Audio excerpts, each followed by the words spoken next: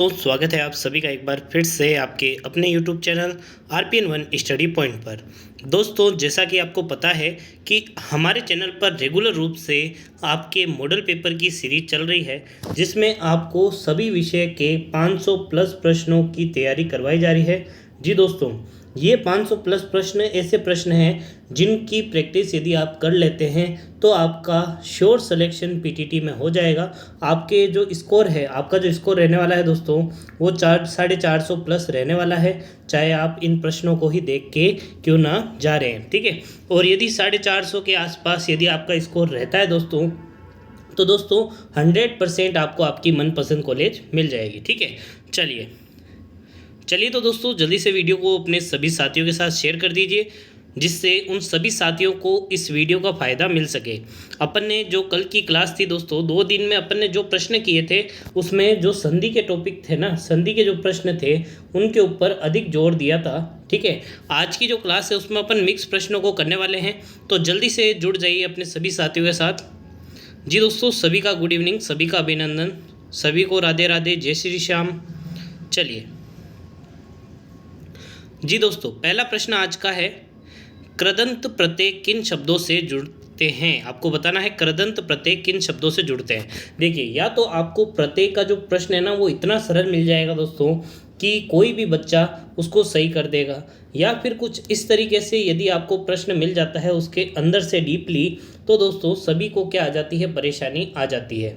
तो दोस्तों सरल से सरल प्रश्नों को लेकर कठिन से कठिन प्रश्न, मतलब पूरा सिलेबस जिस हिसाब से आपका पीटीटी का पेपर बनता है उनको इन 500 प्लस प्रश्नों में समेटने की पूरी कोशिश है दोस्तों। तो आपको इन क्लासों को तो बिल्कुल भी मिस नहीं करना है दोस्तों। ठीक है, चलिए याद करना है दोस्तों, कृदंत प्रत्यय जो होते हैं दोस्तों वो किन शब्दों से मिलके बनते हैं दोस्तों। करना, देखो क्र मतलब ये क्री है, ठीक है, इसमें आपको यूँ लग रहा है क और री ऐसा कुछ है, तो कर ऐसे याद रख सकते हो, ये क्या है, कर है। क्या है दोस्तों, कर। और करना क्या होता है दोस्तों, क्रिया होती है, इसी को आपको ऐसे याद कर सकते हैं। कृदंत प्रत्यय क्या होते हैं दोस्तों, जो क्रिया से प्रत्यय बनते हैं उनको क्या कहते हैं, कृदंत प्रत्यय बोलते हैं। चलिए जी दोस्तों, चलिए अगला प्रश्न है आपका, निम्नलिखित पद इक प्रत्यय लगाने से बने हैं, इनमें से कौन सा पद गलत है।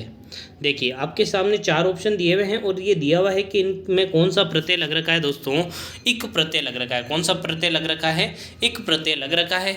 अब आपको बताना है दोस्तों इनमें से कौन सा पद गलत है, देविक, सामाजिक, भौमिक या फिर पक्षिक।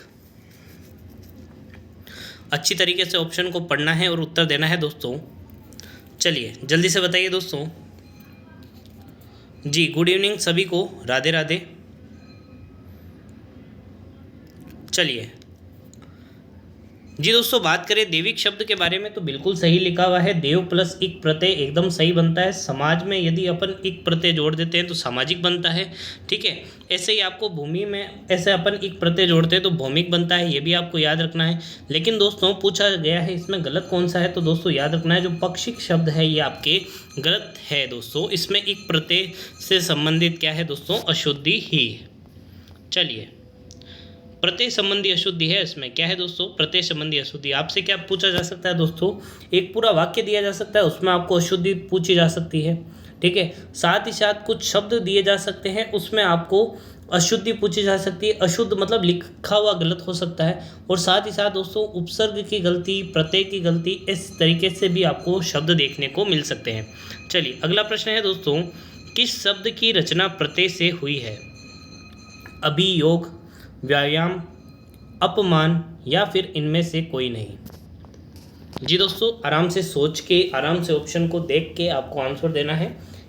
3 ऑप्शन आपके सामने हैं, या फिर इनमें से कोई नहीं, चौथा ऑप्शन है। 3 ऑप्शन दिए हुए हैं, आपको बताना है इनमें से कौन सा शब्द है जो प्रत्यय से बना है। यदि तीनों ही नहीं बने हैं तो इनमें से कोई नहीं इसका उत्तर रहने वाला है। चलिए जी दोस्तों, अब देखिए पहले ऑप्शन से अपन शुरू करते हैं, अभी प्लस योग। अपन देख पा रहे हैं कि इसमें जो मूल शब्द है ना वो है योग। क्या है दोस्तों, योग। योग के आगे कौन सा उपसर्ग लगा हुआ है, अभी उपसर्ग लगा हुआ है। तो इसकी रचना किससे हुई है दोस्तों, उपसर्ग से हुई है। किससे हुई है दोस्तों, उपसर्ग से हुई है, प्रत्यय से नहीं हुई है। ठीक है, व्यायाम। अब ये जो शब्द है ना ये बहुत बार पूछा जाता है ना। ये जो शब्द है ना, ये कई बार पूछा जाता है। वी प्लस आयाम, वी प्लस आयाम व्यायाम कहलाता है दोस्तों। अब ध्यान रखना है अपन को, इस शब्द की भी उत्पत्ति है ना वो किससे हुई है, उपसर्ग से हुई है। चलिए अगला है अपमान। अपमान अपन ने कल की क्लास में देखा था दोस्तों, मान जो शब्द है वो मूल शब्द है, मान जो है वो मूल शब्द है और इसके आगे क्या लगा हुआ है, उपसर्ग लगा हुआ है। तो इस शब्द की उत्पत्ति भी किससे हुई है, आपके उपसर्ग से हुई है। तो दोस्तों अपन से पूछा क्या है, प्रत्यय से किसकी उत्पत्ति हुई है, किससे, प्रत्यय से किसकी उत्पत्ति हुई है। तो आपका जो उत्तर है वो है ऑप्शन नंबर डी, इनमें से कोई नहीं। चलिए जी दोस्तों, निम्नलिखित में से उपसर्ग रहित शब्द है। अब आपको बताना है कि ऐसा कौन सा शब्द है जिसमें उपसर्ग रहित है। ठीक है, ऐसा कौन सा शब्द जो उपसर्ग रहित है, सुयोग, विदेश, अत्यधिक या फिर सुरेश। जी दोस्तों, अब उपसर्ग रहित है मतलब किसमें उपसर्ग नहीं है। तो दोस्तों पहले ही ऑप्शन से अपन शुरू हो जाते हैं, सु प्लस योग, है ना, योग मूल शब्द हो गया और उसके आगे सु उपसर्ग लग गया, तो मतलब ये तो उपसर्ग वाला है। विदेश, देश के आगे उपसर्ग लगा हुआ है वी, तो ये भी क्या है दोस्तों, उपसर्ग है इसमें। अति प्लस अधिक, अति प्लस अधिक, इसमें भी क्या है दोस्तों, उपसर्ग है। अधिक मूल शब्द है ना, मूल शब्द क्या है आपका, अति, अति हो गया, है ना। और जो सॉरी मूल शब्द क्या है आपका, अधिक, और उपसर्ग क्या है आपका, अति, है ना। तो अति प्लस अधिक क्या बन जाएगा, अत्यधिक। कौन सी संधि है ये भी आपसे पूछ सकते हैं, तो अत्यधिक में उपसर्ग कौन सा पूछेगा। तो दोस्तों याद रखना है अति उपसर्ग है, और यदि इसमें पूछे जाए संधि कौन सी है, तो संधि भी आपको याद रखनी है। इसमें कौन सी संधि बनेगी, अति प्लस अधिक यण संधि बनेगी। ठीक है, अब पूछा है आपसे उपसर्ग रहित शब्द कौन सा है, तो दोस्तों याद रखना है सुरेश जो है वो इसका सही उत्तर होने वाला है। चलिए, भाव शब्द में कौन सा प्रत्यय है ये आपसे पूछा है दोस्तों। 4 ऑप्शन दिए हुए हैं, आराम से आपको देखने हैं इन चारों ऑप्शन को और आपको देख के उत्तर देना है। भाव शब्द में कौन सा प्रत्यय है। अब जब भी आपसे कोई शब्द दे दिया जाए, पूछा जाए इसमें कौन सा उपसर्ग है, तो आपको शब्द के सबसे आगे वाले हिस्से को देखना है। और जब आपसे पूछा जाए प्रत्यय कौन सा है, तो आपको शब्द के बिल्कुल पीछे वाले हिस्से को देखना है ना। अब जैसे कि इसमें पहला ऑप्शन दे रखा है भ, ये तो शुरू में लिखा हुआ है, ये प्रत्यय हो ही नहीं सकता, तो इसको ऑप्शन को सबसे पहले ही काट दो, है ना। इस ऑप्शन को तो सबसे पहले ही काट दिया। अब अपन ने पीछे देखा, लिखा हुआ है हाव, है ना। चलो एक बार अपन देख रहे हैं, बहाव लिखा हुआ है। अपन इसके अब टुकड़े करेंगे तो मूल शब्द अपन देखेंगे बहा, बहना मतलब बहा, और फिर आव प्रत्यय, है ना। ये आपको दिख रहा है, आवा तो हो ही नहीं सकता, आवा तो हो ही नहीं सकता क्योंकि पीछे आ की मात्रा नहीं है, इसको भी काट दो। क्या हाव होगा क्या, अगर हाव उपसर्ग है तो ब, तो सॉरी हाव मूल शब्द है तो क्या है दोस्तों, ब मूल शब्द होता है क्या, नहीं है। तो उपसर्ग सॉरी प्रत्यय कौन सा होगा इसमें, आव प्रत्यय रहने वाला है, ऑप्शन नंबर सी। चलिए अगला प्रश्न आपका बहुत ही इंपॉर्टेंट प्रश्न है दोस्तों, कई बार पूछा जा चुका है। विज्ञान शब्द में प्रयुक्त उपसर्ग कौन सा है। ऑप्शन आपके सामने है, विज्ञ, ज्ञान, वी प्लस अन।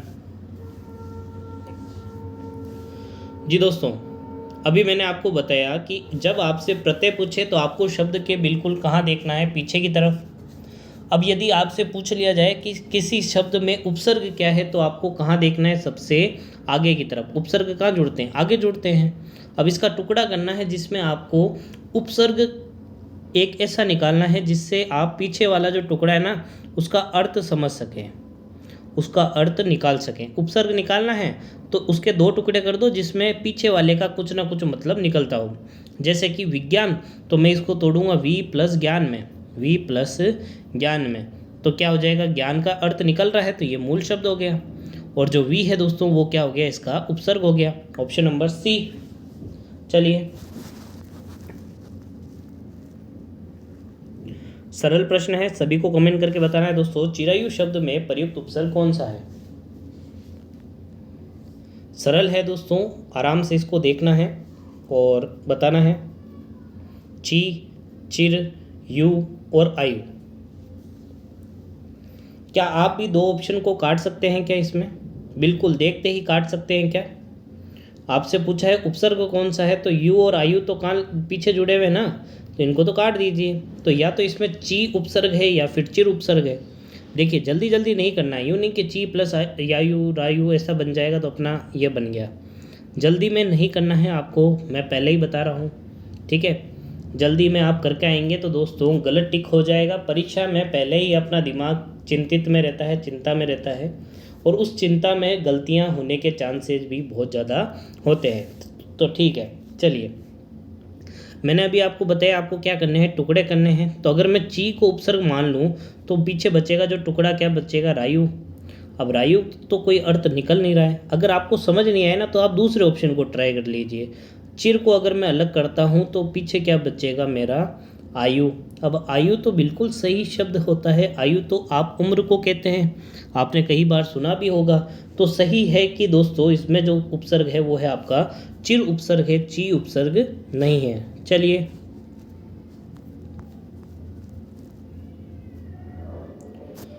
धुंधला शब्द में प्रयुक्त प्रत्यय है। धुंधला शब्द में प्रयुक्त प्रत्यय कौन सा है? आपके सामने ऑप्शन है धूं, धुंध, ला या फिर इनमें से कोई नहीं। चलिए दो ऑप्शन को काटने की अगर बारी आए दोस्तों तो सबसे पहले आप किसको काटेंगे? चलिए दो ऑप्शन को यदि आपको काटना है तो सबसे पहले किसको काटेंगे दोस्तों? ऑप्शन नंबर ए जो है वो भी कट जाएगा क्योंकि सबसे आगे लिखा हुआ है ये। तो ऑप्शन नंबर बी ये भी कट जाएगा। क्यों? क्योंकि पूछा क्या है, प्रत्यय। प्रत्यय कहाँ जुड़ते हैं? पीछे जुड़ते हैं। तो या तो इसमें ला प्रत्यय होना चाहिए या फिर इनमें से कोई प्रत्यय नहीं होना चाहिए। तो अगर मेरा ला प्रत्यय है तो मैं आगे वाला जो शब्द जोड़ देखूंगा तो उसको मैं क्या कहूँगा, धुंध। और अपन पता है धुंध शब्द तो अपन बोलते हैं। कभी आपने बारिश के सीज़न या फिर सर्दियों का जब सीज़न होता है, सर्दियों के सीज़न में विशेषकर सुबह सुबह जब कोहरा आया हुआ रहता है तो अपन क्या कहते हैं, धुंध है। धुंधला अपन किसको कहते हैं? धुंधला ऐसी चीज़ होती है जिसको अपन स्पष्ट रूप से नहीं देख पाते। और धुंध में भी आप ये नोटिस करते होंगे कि आपको चीज़ें स्पष्ट नहीं दिखाई देती है, कोहरा छाया रहता है। तो ये मूल शब्द है ना, है ना। तो फिर देख पा रहे हैं इसमें जो प्रत्यय है वो कौन सा है, ला प्रत्यय। देखिए अपन को इसमें सभी ऑप्शन को देख के हुए चलना है, ठीक है। क्योंकि प्रश्न जो है दोस्तों वैसे ही अपन को जो आते हैं, अगर वो अपन गलत करके आ गए तो फिर अपने तुक्के तो कैसे सही होंगे दोस्तों, है ना। यदि अपन को आ रहा है वही अपन गलत करके आ जाएंगे तो फिर अगर नहीं आ रहा है उसमें अपन तुक्के लगाएंगे, क्योंकि माइनस मार्किंग तो है नहीं, नेगेटिव मार्किंग तो है नहीं। आपको पूरे प्रश्न करके आने हैं 200, तो जो आ रहे हैं वही गलत कर देंगे तो फिर जो नहीं आ रहे हैं तो उसमें तुक्का कैसे लगेगा, है ना। तो जो आ रहा है उसको तो अपन को कम से कम सही करके आना है। चलिए किस शब्द में उपसर्ग नहीं है? अब उपसर्ग नहीं है मतलब, अब देखिए अपवाद, अप प्लस वाद, पीछे वाला शब्द मूल है। देखिए वाद, वाद विवाद में अपन सुनते हैं, ठीक है। परा प्लस जय, जय शब्द मूल है, आगे उपसर्ग लगा हुआ है परा। प्रभाव, प्रभाव में देखेंगे तो आगे प्र है और पीछे भाव, भाव भी एकदम सही है। ओड और ना, ओढ़ना, ये देख पा रहे हैं कि ओ प्लस ढना, ढना क्या होता है? ढना तो कुछ होता नहीं है। मतलब अगर पूछा है उपसर्ग नहीं है और तीन ऑप्शन में अपन को पता है उपसर्ग है तो ये नहीं है बेचारा। ओढ़ने में कहाँ है उपसर्ग, कहाँ दिख रहा है? चलिए अगला प्रश्न आपका, संस्कार शब्द में किस उपसर्ग का प्रयोग हुआ है? अच्छा प्रश्न है, संधि में भी आपको ध्यान रखना है संस्कार में कौन सा शब्द आता है आगे। और बात करें दोस्तों इसमें कौन सा उपसर्ग है तो भी बहुत बार पूछा जा चुका है। ऑप्शन देखिए, सम, सन, सम्स या फिर संस। चलिए जी दोस्तों अब देखिए बात करते हैं इसके सही उत्तर की। तो दोस्तों याद रखना है संस्कार शब्द में आपके यदि उपसर्ग पूछा जाता है तो वो है आपके ऑप्शन नंबर ए, सम उपसर्ग। किससे बना है दोस्तों? संस्कार जो है ना वो सम उपसर्ग से बना है। और इसमें भी जो सम है वो है दोस्तों जिसमें आपको अ जुड़ा हुआ नहीं है, ये दोस्तों याद रखना है आपको। पुरोहित में उपसर्ग है। देखिए अभी अपन ने कुछ प्रश्न बहुत ही सरल देखे, अब अपन कुछ अच्छे प्रश्नों को भी देखेंगे। कहा है ना दोस्तों 500 ऐसे प्रश्न जिसमें आपको सरल भी मिलेंगे और अच्छे लेवल तक के भी प्रश्न आपको देखने को मिलेंगे। पुरोहित में कौन सा उपसर्ग है? पुरस, पुर, पुरा या फिर पुर? अच्छा प्रश्न है दोस्तों। गलत नहीं करके आना है। चलिए, पूरस तो हो ही नहीं सकता क्योंकि स तो आ ही नहीं रहा है इसमें, है ना। पूरा प्लस ओहित ये तो बन ही नहीं सकता क्योंकि आ की मात्रा से ओ की मात्रा कैसे लाएंगे अपन, है ना। तो या तो इसमें पूरा विसर्ग वाला है या फिर पूरी ये है, ठीक है। अब दोस्तों याद रखना है, पुरोहित में जो उपसर्ग आता है वो आता है विसर्ग वाला। ऑप्शन नंबर जो बी है वो इसका सही उत्तर रहेगा, ठीक है। इसमें अपन को जल्दबाजी करते हुए गलत नहीं करना है ना। चलिए, और एक ऑप्शन तो क्या होता है, अपन देखो एक ऑप्शन इसमें नहीं दे रखा, लेकिन मैं उसको भी बता देता हूँ, कई बार वो भी पूछा जाता है।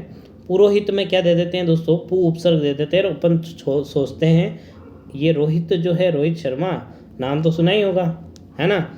तो रोहित अपन करके आगे क्या लगा देते हैं, पु उपसर्ग, और पु यदि ऑप्शन में होता तो सबसे पहले अपन पु पर गोला लगा के आ जाते हैं।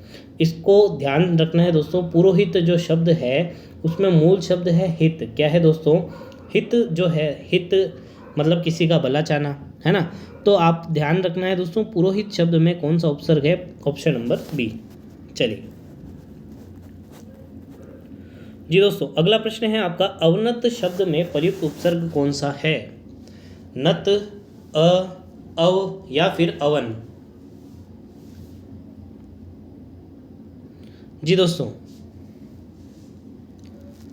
बात करें इसके सही उत्तर की तो दोस्तों याद रखना है, बिल्कुल सरल सा ये है आपका। इसमें आपके अव उपसर्ग है। कौन सा उपसर्ग है दोस्तों, अव उपसर्ग है, और जो मूल शब्द है वो है आपका नत। क्या है दोस्तों, नत। चलिए बात करते हैं अगले प्रश्न के बारे में दोस्तों। तो दोस्तों जल्दी से पहले वीडियो को लाइक कर दीजिए क्योंकि जो लाइक की जो संख्या है वो बहुत ही कम बनी हुई है। चलिए अगला प्रश्न है, सावधानी शब्द में प्रयुक्त प्रत्यय कौन सा है, बड़ी ई, छोटी ई, धानी या फिर आनी। जी दोस्तों, मूल शब्द क्या है, साव नहीं, धानी नहीं, कौन सा शब्द है मूल, सावधान। क्या है, सावधान इंडिया, वही वाला। जी दोस्तों, सावधान तो क्या है, मूल शब्द। अब देख पा रहे हैं इसमें ई की मात्रा जो बड़ी वाली लगी हुई है, तो प्रत्यय भी कौन सा होगा दोस्तों, बड़ी ई वाला, ऑप्शन नंबर ए। मूल शब्द कौन सा है, सावधान।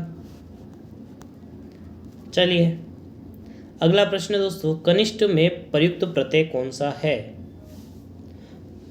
जी दोस्तों, कई बार पूछा जा चुका है दोस्तों, कनिष्ठ शब्द अच्छा शब्द है। याद रखना है इसमें जो प्रत्यय है वो इष्ट है। कैसा है दोस्तों, इष्ट है, ठीक है, ऑप्शन नंबर ए। चलिए अगला आपका प्रश्न है दोस्तों, अच्छे से पढ़ना है और इसको सही उत्तर देना है। दो अथवा दो से अधिक शब्दों से मिलकर बने हुए सार्थक शब्द क्या कहलाते हैं, संधि, समास, अवयव या फिर छंद।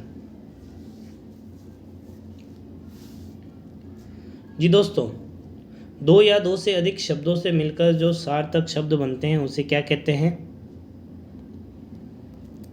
जी दोस्तों, याद रखना है उसे अपन क्या कहते हैं, संधि कहते हैं, ऑप्शन नंबर ए। अगला प्रश्न आपका, समास का शाब्दिक अर्थ क्या होता है। अरे देखिए एक मिनट, चलिए यहाँ पर अपन को ध्यान रखना है दोस्तों, दो या दो से अधिक शब्द पूछे हैं तो इसका उत्तर क्या रहने वाला है, आपका समास रहने वाला है। और दो वर्णों के मेल को क्या कहते हैं, वर्णों या फिर ध्वनि के मेल को अपन क्या कहेंगे, संधि कहेंगे। ये भी आपको याद रखना है। चलिए इसको सही कर लेना। चलिए, समास का शाब्दिक अर्थ क्या होता है, संक्षेप, विस्तार, विग्रह या फिर विच्छेद। देखिए दो शब्द अलग अलग लिखे हुए हैं या फिर बीच में कोई विभक्ति है, उसको अपन छोटा करके लिख देते हैं, उसको लघु रूप दे देते हैं, उसको संक्षेप रूप दे देते हैं, तो उसी को ही अपन क्या कहते हैं दोस्तों, समास कहते हैं। ऑप्शन नंबर ए जो है वो इसका सही उत्तर है, याद रखना है दोस्तों। चलिए अगला प्रश्न है आपका, निम्नलिखित में से कौन सा पद अवयवी भाव समास है। समास के बहुत ही इंपॉर्टेंट प्रश्न दोस्तों, क्योंकि समास जो है दोस्तों वो भी संधि की तरह ही बहुत ही इंपॉर्टेंट है और अच्छे मात्रा में इससे प्रश्न पूछे जाते हैं। जी दोस्तों, चलिए अवयवी भाव समास में आपको पूछा है दोस्तों, तो बताना है ग्रहागत, आचार कुशल, प्रतिदिन या फिर कुमारी। देखिए, अव्ययी भाव समास से एक प्रश्न तो ये पूछा जाता है दोस्तों, ऐसा कौन सा समास है जिसमें प्रथम पद, फर्स्ट जो पद होता है, प्रथम पद प्रधान होता है, तो वो कौन सा होता है? आपके अव्ययी भाव समास होता है, ये आपको याद रखना है। अवयव में मूल शब्द आगे आ रहा है ना, पहला शब्द क्या है? अवयव, मूल शब्द है, तो इसमें कौन सा पद प्रधान होगा? प्रथम पद प्रधान होगा। और पूछा जाए अव्ययी भाव समास किस में है, तो प्रतिदिन में अव्ययी भाव समास है। जिस भी शब्द के आगे आपको प्रति दिख जाए ना, तो आप क्या कर देना, उसमें अव्ययी भाव समास कर देना, ठीक है। प्रतिवर्ष, प्रतिदिन, ऐसा कुछ भी आपको देखने को मिले तो आप क्या कर देना, उसमें अव्ययी भाव समास कर देना। समास की जो क्लास है दोस्तों, जिन्होंने नहीं ली है तो रिक्वेस्ट है आपसे, चैनल पर प्लेलिस्ट बनी हुई है, आप यदि उस एक क्लास को देख लेते हैं, समास की लगभग आधे घंटे की वो क्लास है दोस्तों, यदि आप उस क्लास को देख लेते हैं तो समास जो आपके सभी भेद परिभाषा सहित आपके कवर हो जाएंगे। चलिए, जिस समास में उत्तर पद प्रधान होने के साथ साथ पूर्व पद उत्तर पद में विशेषण और विशेष्य का संबंध होता है, उसे कौन सा समास कहते हैं? चलिए, अभी मैंने आपको एक प्रति शब्द बताया, प्रति शब्द या फिर उपसर्ग यदि कभी भी आपको किसी शब्द के आगे देखने को मिलते हैं तो आपको याद रखना है उसमें अव्ययी भाव समास होता है, ठीक है। अब किसी भी शब्द में विशेषण और विशेष्य के बारे में बताते हैं दोस्तों, विशेषता बताने वाले शब्दों को क्या कहते हैं? विशेषण। और विशेषता कब बताएंगे दोस्तों? जब उसके कर्म अच्छे होंगे। कर्म अच्छे होंगे तो अच्छी विशेषता बताएंगे, कर्म खराब होंगे तो बुरी विशेषता बताएंगे। तो इस तरीके से आपको याद रखना है कर्मधारय समास। जैसे कि नील कमल है ना, नीला है जो कमल, और इसमें 4 ऑप्शन दे दिए आपको, बहुब्रीहि नहीं दे दिया आपको, ये 4 दे दिए, कर्मधारय, तत्पुरुष, द्वंद्व और द्विगु। तो अपन क्या करके आएंगे? कर्मधारय समास। पहला शब्द दूसरे शब्द की या तो किसी रंग रूप स्वरूप को लेकर विशेषता बताएगा, या फिर अपन कह सकते हैं पहला जो शब्द है ना वो दूसरे शब्द की विशेषता बताता है, उनको क्या कहते हैं? अपन कर्मधारय समास कहते हैं। चलिए, 4 ऑप्शन आपके सामने हैं, निम्नलिखित में से किसमें कर्मधारय समास है? तो अभी आपको यहाँ से पता चल जाएगा दोस्तों। चलिए जी दोस्तों, बताइए ABCD। चलिए जी दोस्तों, बात करते हैं इसके सही उत्तर की। आपको याद रखना है कर्मधारय समास, मैंने बताया था पहला जो शब्द होता है ना, या तो वो आकृति के बारे में बताएगा, या वो रंग के बारे में बताएगा, या वो अच्छा है बुरा है इसके बारे में बताएगा, विशेषता बताएगा। तो ऑप्शन नंबर सी में आपको दिखने को मिल रहा है नीला, नीला शब्द देखने को मिल रहा है, कलर से रिलेटेड है, तो ऑप्शन नंबर सी में ही कौन सा समास है? आपके कर्मधारय समास रहने वाला है। चलिए, अगला प्रश्न आपका, जिस समास में दोनों ही पद अप्रधान होते हैं, क्या कह रहा है दोस्तों? दोनों ही पद अप्रधान है, प्रधान नहीं है, वहां पर कौन सा समास होगा? ये आपको पूछा है दोस्तों। देखिए, अभी मैंने आपको बताया अव्ययी भाव समास, इसमें कौन सा पद प्रधान होता है? पहला पद प्रधान होता है, ठीक है। इसके अलावा अगर मैं बात करूं तत्पुरुष में, तत्पुरुष, तो इसमें मूल शब्द पुरुष है, पुरुष कहाँ लिखा हुआ है? दूसरे नंबर पर, तो इसमें कौन सा पद प्रधान होता है? सेकंड पद प्रधान होता है।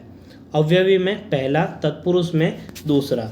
अब बात करते हैं अपन आने वाले समास के बारे में। तो अब दोस्तों याद रखना है, जैसे कि अपन ने अभी बात की दोस्तों, दोनों ही पद अप्रधान होते हैं तो उसको अपन कहते हैं दोस्तों, देखिए दोनों पद प्रधान होते हैं उसको तो अपन कहते हैं, इसमें मैं लिख देता हूँ दोनों पद, है ना, पहला भी और दूसरा भी, है ना, दूसरा और पहला दोनों पद प्रधान होते हैं उसको अपन क्या कहेंगे? द्वंद्व समास कहेंगे। और दोस्तों दोनों ही पद प्रधान नहीं है उसको अपन क्या कहेंगे? बहुब्रीहि समास कहते हैं, ये आपको याद रखना है। द्विगु समास किसे कहेंगे? जिसमें पहला जो शब्द होता है वो संख्यावाचक होता है। क्या होता है? संख्यावाचक होता है, क्योंकि द्वि का मतलब क्या होता है? द्वि मतलब दो, द्वि मतलब क्या होता है? दो। अब दो मतलब पहला ही शब्द क्या आ जाएगा? आपके संख्यावाचक हो जाएगा। जैसे कि चतुर्भुज, चतुर 4 भुजा वाला, त्रिभुज, चौराहा, ये शब्द किस में आएंगे? द्विगु में, है ना। और द्वंद्व में देख पा रहे हैं कि 2 सेम अक्षर लिखे हुए हैं, बीच में डैश लगी हुई है ये, तो इस तरीके से आप याद रख सकते हैं दोनों ही शब्द कैसे होते हैं? प्रधान होते हैं। चलिए 4 अपन ने समास के बारे में अच्छी तरीके से देख लिया है, 5 सॉरी है ना, द्वंद्व, बहुब्रीहि, तत्पुरुष, द्विगु, ये 4 आपको टाइप दिए हुए हैं और आपको जो शब्द दिया हुआ है वो है जितेंद्रिय पूछा है। अब इसमें आपको बताना है समास कौन सा रहने वाला है। अच्छा शब्द है दोस्तों, याद रखना है जितेंद्रिय जो शब्द है आपका, उसमें आपके द्वंद्व समास हो सकता है क्या? नहीं हो सकता। क्या द्विगु हो सकता है क्या? द्विगु में तो गिनती चाहिए, दोनों ही नहीं है ना। अब आपको याद रखना है जितेंद्रिय शब्द में जो आपके जो समास रहने वाला है वो है आपका बहुब्रीहि समास। क्या है दोस्तों? बहुब्रीहि समास। बहुब्रीहि समास में मैं आपको कहता हूँ दोस्तों, दो जो शब्द जिससे मिलके ये शब्द बना है उनसे एक अलग ही अर्थ निकलता है, अर्थात तीसरा अर्थ निकलता है, उसको अपन क्या कहते हैं? बहुब्रीहि समास कहते हैं। यदि अपन इसको शॉर्ट में समझे तो या तो किसी देवता का नाम मिलेगा आपको या किसी राक्षस का नाम आपको देखने को मिलेगा, ठीक है, या तो देवता मिलेंगे, ठीक है, या फिर आपको कोई ऐसा इंसान देखने को मिलेगा जो बहुत ही महान है, उसका उपनाम आपको देखने को मिलेगा। तो दोस्तों याद रखना है इसमें कौन सा समास था? बहुब्रीहि समास। अब जैसे कि अगला ऑप्शन है दीनानाथ, इसमें कौन सा समास है? कर्मधारय, बहुब्रीहि, द्विगु या फिर द्वंद्व?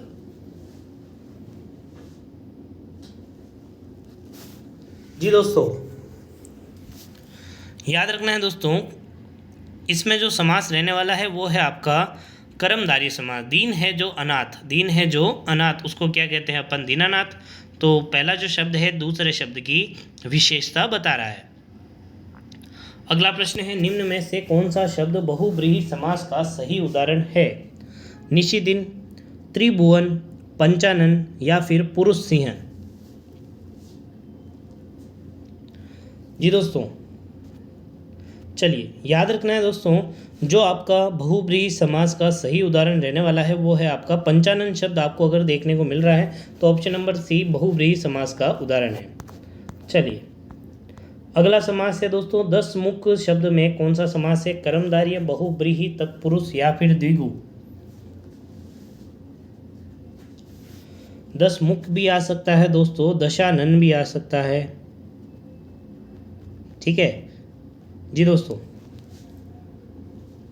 चलिए दोस्तों दशानन अपन किसे कहते हैं? 10 है जिसके आनन या फिर 10 आनन है जिसके, तो अपन क्या कहते हैं? रावण को कहते हैं।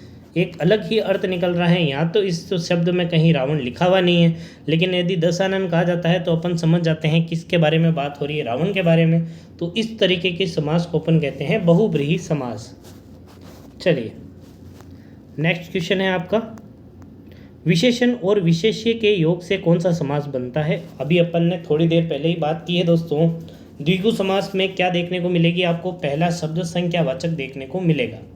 द्वंद्व में आपको दोनों ही शब्द प्रधान देखने को मिलेंगे। और कर्मधारय व्यक्ति की विशेषता या फिर बुराई, जो विशेषण किए जाने वाले, तारीफ किए जाने वाले शब्द है, बुराई किए जाने वाले शब्द है, वो व्यक्ति के कर्मों से होती है। तो ऑप्शन नंबर सी इसका सही उत्तर हो जाएगा। चलिए अगला प्रश्न है आपका, निम्नलिखित में से एक शब्द में द्विगु समास है, उसका आपको चयन करना है। द्विगु समास किसमें है? अभी मैंने आपको कुछ देर पहले बताया द्विगु समास में पहला शब्द संख्यावाची होता है ना। तो अब देखिए आजीवन, आगे आ लगा हुआ है, कौन सा होगा दोस्तों? अवयवी भाव समास। कौन सा होगा? अवयवी भाव समास। भूदान, भूदान नहीं है दोस्तों गिनती। सप्ताह, 7 है, मतलब सप्ताह में आप देख पा रहे हैं, सप्ताह मतलब क्या होता है? 7 दिन वाला, है ना। तो इसमें क्या है? आपके द्विगु समास है। चलिए 7 दिनों का समूह क्या कहलाता है दोस्तों? सप्ताह कहलाता है। यदि आपसे समास विग्रह पूछ लिया जाए सप्ताह का, तो आपको क्या करना है दोस्तों? 7 दिनों का समूह, ठीक है। चलिए अगला है आपका, किस समास के दोनों शब्दों के समानाधिकरण होने पर कर्मधारय समास होता है? ऑप्शन आपके सामने है, तत्पुरुष, द्विगु, द्वंद्व या फिर बहुब्रीहि। अब देखिए कर्मधारय समास का ही आगे एक तरीके से अपन बंटवारा करें तो अभी मैंने आपको बताया समानाधिकरण, दोनों ही पद कैसे होते हैं? समान रूप से वो विशेष होते हैं, तो उनको अपन कौन सा समास कहते हैं? द्विगु समास कहते हैं। Option number C. अगला प्रश्न है आपका, किस में सही समासिक पद है? पुरुष धनवी, दिवारात्रि, त्रिलोकी या फिर मंत्री परिषद। जी दोस्तों, समासिक पद किसके अंदर है? जी दोस्तों, याद रखना है आपको, समासिक पद के बारे में पूछा है। दिए गए ऑप्शन में त्रिलोकी, 3 लोकों में रहने वाले को अपन क्या कहते हैं? त्रिलोकी। तो ऑप्शन नंबर सी इसका सही उत्तर रहने वाला है। अगला प्रश्न है दोस्तों, द्विगु समास का उदाहरण कौन सा है? द्विगु समास बताना है तो पहला जो शब्द है वो कैसा होना चाहिए? गिनती का होना चाहिए। अब साथ ही साथ गिनती का तो होना चाहिए, लेकिन उससे कोई अन्य अर्थ भी नहीं निकलना चाहिए। जैसे कि अब यदि अपन बोले दशानन, पहला जो शब्द है वो 10 आ रहा है, लेकिन दशानन से क्या निकल रहा है? रावण। तो वो द्विगु तो है, लेकिन द्विगु से पहले वो कौन सा समास है? तो वो बहुब्रीहि समास है। अब यहाँ पर भी आप देख पा रहे हैं चतुरानन, या फिर अगला जो आपका दिख रहा है वो है त्रिभुवन। अब इन दोनों में गिनती तो है, लेकिन अब बात करें इसमें द्विगु समास को किसको प्रायिकता जाएगी? तो दोस्तों याद रखना है, चतुरानन को जाएगी। अगला प्रश्न आपका, हालांकि दोनों ही प्रश्न आपके वो बहुब्रीहि में जाएंगे दोस्तों। चलिए अगला प्रश्न है, इनमें से द्वंद्व समास का उदाहरण कौन सा है?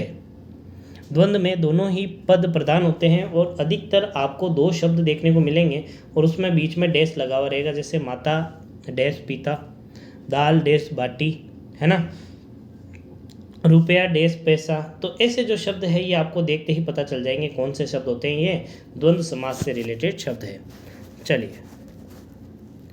चलिए दोस्तों, आज की जो क्लास है वो यहीं पर समाप्त होती है। तो उम्मीद करते हैं आपको क्लास पसंद आई होगी। क्लास पसंद आई है तो वीडियो को लाइक करें, कमेंट करके ज़रूर बताना है क्लास कैसी लगी। साथ ही साथ दोस्तों, आपको इस वीडियो को अपने सभी साथियों के साथ भी शेयर करना है। आज अपनी जो हिंदी की क्लास है उसमें अपन ने कुल 300 प्रश्नों की प्रैक्टिस कर ली है। कुल कितने प्रश्न दोस्तों? 300 प्रश्न कर लिए हैं। यदि इन 300 प्रश्नों को आपने अच्छी तरीके से याद किया है तो दोस्तों इस संडे को जो आपका मॉडल पेपर रहने वाला है ना, तो वो इन 300 प्रश्नों के अंदर से ही आपको चुनकर कम से कम 25 से 30 प्रश्न देखने को मिलेंगे, है ना। तो इसके आधार पर ही आपका क्या हो जाएगा? टेस्ट भी हो जाएगा, जिससे आपको पता चल जाएगा कि दोस्तों कि आपने कितना पढ़ा है और कितना याद है आपको, ठीक है। और होती कोशिश दोस्तों अपन इस संडे तक 400 प्रश्न कर देंगे और अपन उन 400 में से ही आपको क्या देंगे? कई सारे प्रश्न देखने को मिलेंगे। हालांकि कुछ अपन नए प्रश्नों को भी उसमें इंक्लूड करेंगे। मान लीजिए 50 प्रश्न है तो 30 प्रश्नों का आपका टेस्ट भी हो जाएगा और 20 प्रश्नों की आपकी नए प्रैक्टिस भी हो जाएगी। तो चलिए दोस्तों, आज के लिए बस इतना ही। तैयारी करते रहिए। धन्यवाद।